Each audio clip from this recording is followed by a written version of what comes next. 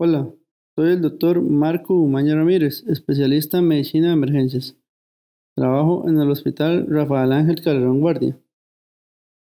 El día de hoy, en esta perla, vamos a ver algunos mitos sobre los sedantes a la hora de realizar intubaciones.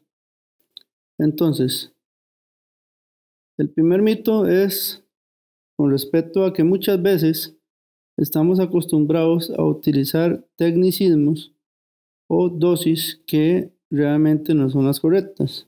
Por ejemplo, una de ellas es el midazolam, que no siempre va a ser una ampolla. Y es que ese es uno de los errores más frecuentes. Muchísimos médicos siempre a la hora de realizar la sedación para la secuencia rápida de intubación indican una ampolla completa de midazolam. Y hay que tomar en cuenta que este medicamento, la dosis es de 0.1 a 0.3 miligramos por kilo.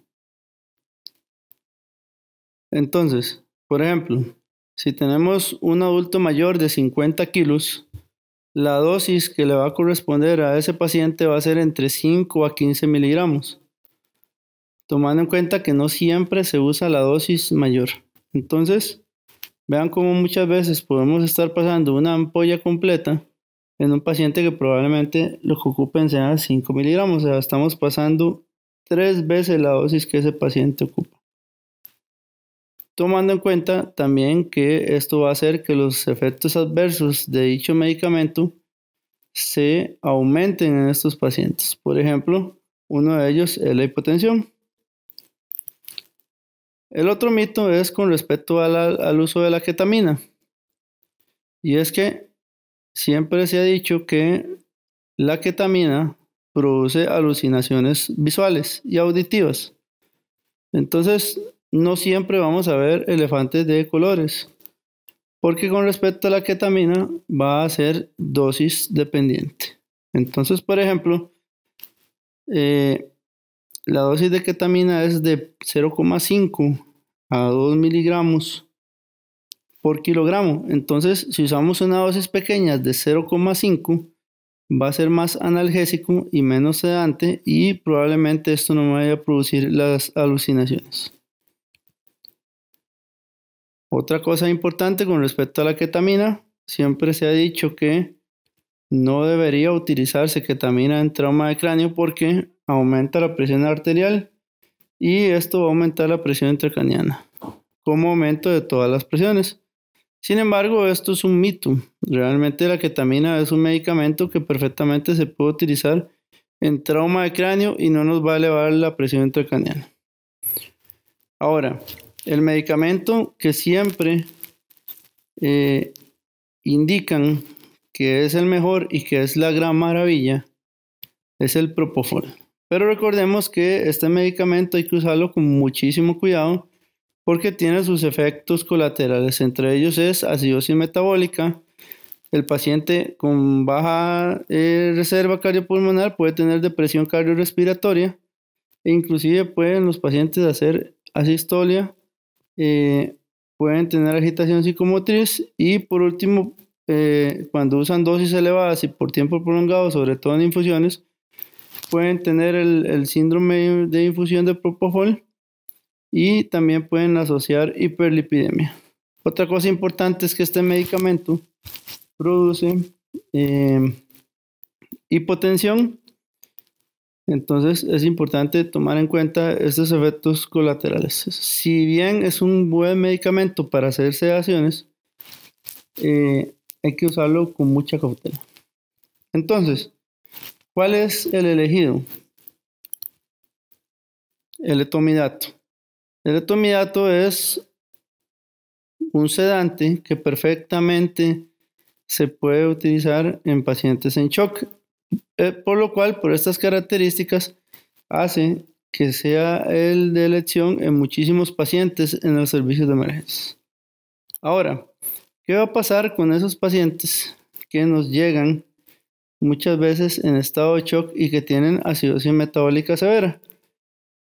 Se dice que al realizar la secuencia rápida de intubación, la acidosis metabólica va a aumentar y el paciente puede hacernos parada cardiorrespiratoria.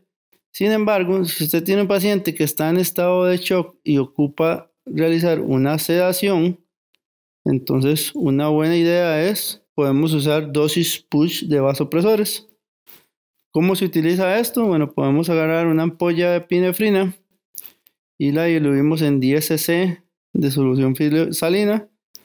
A esos 10 cc le sacamos un cc y lo volvemos a meter en 9 cc.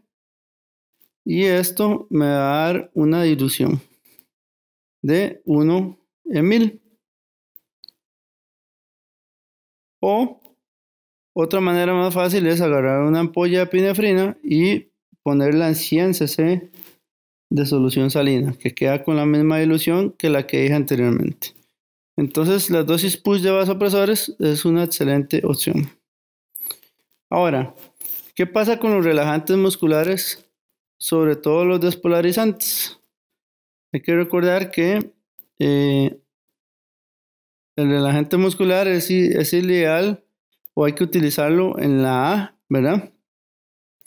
Para en la parte de la vía aérea para lo que es la intubación endotraqueal. Entonces siempre vamos a dar sedación y relajación muscular para poder realizar la intubación. Entonces es importante que los relajantes despolarizantes son los mejores para poder realizar la sedación de los pacientes y la parálisis, porque esto me va a permitir que se haga el efecto del medicamento más rápido. El procedimiento se puede hacer de una manera más expedita. Entonces dentro de ellos está la succinilcolina. Sin embargo, siempre, por ejemplo, se ha dicho de la succinilcolina en quemaduras no se debe utilizar porque produce hipercalemia. Bueno, hoy en día está demostrado que el aumento de potasio máximo que produce la dosis de succinilcolina es de 0,5 miliequivalentes de potasio, por lo cual esto viene siendo un mito de que el paciente va a producir hipercalemia. Ahora, con respecto a la succinilcolina, recordemos que hacer cuando un paciente se encuentra inconsciente, utilizar el protocolo CRASH, que vamos a utilizar succinilcolina a 2 miligramos por kilo sin sedación porque el paciente está inconsciente. Entonces, haciendo un pequeño repaso de los principales medicamentos para sedación, recordemos el midazolam 0,03 a 0,1 miligramos por kilo por hora, ketamina 0,1 a 0,5 miligramos por kilo minuto, propofol de 3 a 4 miligramos por kilo por hora y el etomidato 10 microgramos por kilo minuto. Entonces recordemos que siempre estos medicamentos son por kilogramo de peso. Entonces es importante poder sacar las diluciones de estos medicamentos para tener sedado adecuadamente a los pacientes. Ahora, recordemos que en la unidad de cuidados intensivos muchos pacientes posterior a la sedación y a la intubación van a requerir de infusiones, y no solo en la unidad de cuidados intensivos, en cualquier lugar donde se manejen pacientes críticos. Entonces siempre lo adecuado es tener una sedación correcta en infusión, una analgesia en infusión y algunos casos, sobre todo síndrome de estrés respiratorio o trauma de tórax severos, pueden requerir parálisis musculares. Ahora, con respecto a la sedación, es importante tomar en cuenta que una vez que ya realizamos la sedación y el paciente se encuentra con infusiones de sedantes, es importante estar midiendo mediante escalas el estado de vigilia de ese paciente. Ver si ese paciente está realmente bien sedado o no está bien sedado. Entonces, para eso podemos utilizar escalas como la escala de Ramsay, ¿verdad? Que de una manera sencilla me dice el estado de sedación del paciente, o podemos utilizar tecnologías mayores, por ejemplo, como es el BIS, que también me dice el estado de vigilia del paciente o qué tanto está sedado el paciente. Entonces, dos cosas importantes para llevar a casa. Muchos son mitos. Hay que conocer bien los sedantes, las dosis que siempre van a ser por kilogramo de peso y los efectos secundarios que van a tener. Y siempre utilice, como dije anteriormente, las drogas por kilogramo de peso. No se olvide visitar www.resuscitation.com. Muchas gracias.